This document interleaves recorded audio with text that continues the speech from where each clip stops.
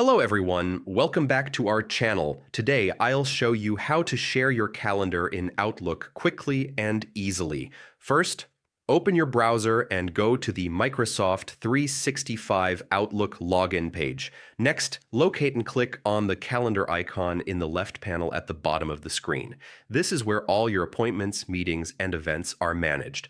With your calendar open, click the Share button on the top menu bar. A new window or panel will appear where you can manage sharing permissions.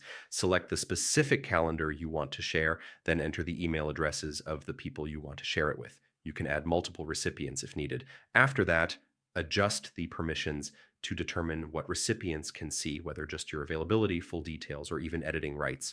Make sure to only give as much access as necessary to maintain privacy. Finally, click Send or Share to complete the process. Your recipients will receive an email notifying them that they now have access to your calendar. And that's it. You've successfully shared your Outlook calendar. Thanks for watching. Don't forget to subscribe to our channel, and I'll see you in the next video.